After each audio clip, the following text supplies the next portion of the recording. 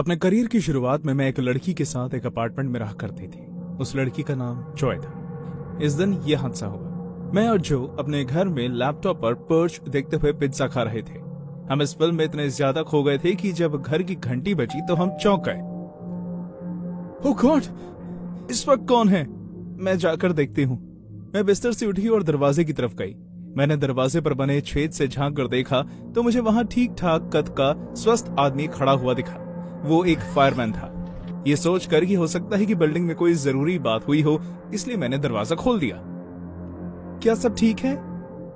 वो आदमी बिना किसी भाव के मुझे देखता रहा। मुझे आपके घर की गैस पाइपलाइन चेक करनी है। बिल्डिंग की सुरक्षा के लिए एक जरूरी चीज है जो अक्सर की जाती है। ओह, तो क्या मिसेस विलियम ने तुम्हें यहाँ भेजा है? जी हाँ। क्या चल रहा है? मैंने जॉय की आवाज सुनी। वो बाहर आई और उसने मुझे इस फायरमैन से बात करते हुए सुना।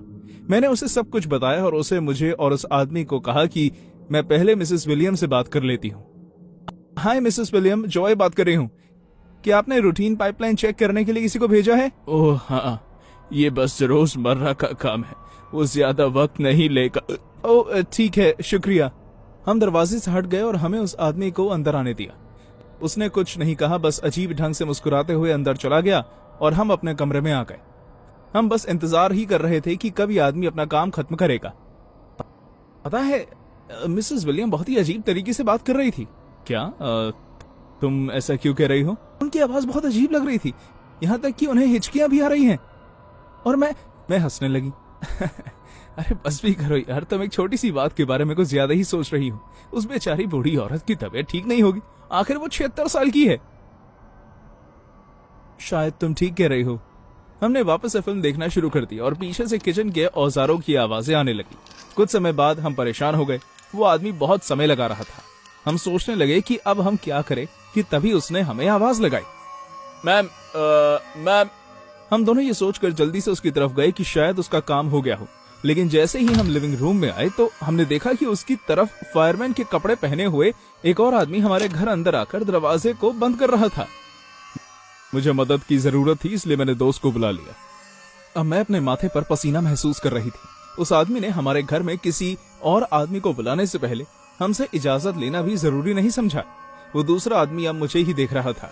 उसने मेरी आंखों में आंखें डालकर देखा और फिर मुस्कुराने लगा।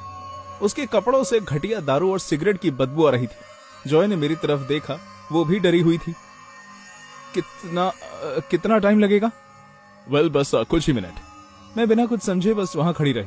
जॉय ने मिसेस विलियम को फोन मिला दिया कि तभी दूसरे आदमी ने हिचकी लेते हुए कहा, क्या मुझे थोड़ा पानी मिल सकता है मैम? जॉय ने जोर से मेरा हाथ पकड़ लिया। उसका शरीर कांप रहा था। मिसेस विलियम का फोन बजता रहा लेकिन उन्होंने नहीं उठाया। ये वही है, इसी ने मिसेस विलियम बनकर मुझसे बात की थी। जैसे ही हमने महसूस किया कि हमने एक बहुत बड़ी मुसीबत को गले लगा लिया है तो हमारी पूरी जिंदगी हमारे सामने दिखने लगी। क्यों ना आप लोग कल आ जाएं, हमें बाहर जाना है। ज्यादा समय नहीं लगेगा मैम। हाँ, ये तो बहुत ही जल्द खत्म हो जाएगा। अचानक वो दोनों हमारी तरफ झपटने लगे। दूसरा फायरमैन जो लंबा और चौड़ा था मेरी तरफ आया और मैं मुड़कर बेडरूम की तरफ भागने लगी। उसने जोर से मेरे बाल पकड़ लिए लेकिन फिर भी मैंने बहुत जोर लगाकर खुद को उससे छुड़वाया। इसी झड़प में मेरे सर से बालों का एक गुच्छा उसके हाथ में आ गया। भागो जॉय! मैं चिल्लाते हुए भागी। जॉय इतने बड़े सदमे में थी कि पहले तो वो समझ नहीं पाई कि क्या करे, लेकिन फिर वो भी भागी। मैं बेडरूम के अंदर घुस गई और जॉय मेरे पीछे आने लगी। वो आधी अंदर आ चुकी थी कि तभी उन दोनों आदमियों ने उसे पीछे से पकड़ लिया। मेरे पास दरवाजा बंद करके खुद को बचाने के अलावा और कोई रास्ता नहीं था। नहीं नहीं, जाने दो मुझे, जाने दो। मैं जॉय की मदद के लिए पुकार सुन सकती थी, उन दोनों आदमियों की आवाजें भी। इसका हाथ बांधो और मुंह बंद करो, इसकी चीखों की आवाजें हमें मुसीबत में डाल सकती हैं। मैं कोशिश कर रहा हूँ लेकिन ये हिलना बंद ही नहीं कर रही।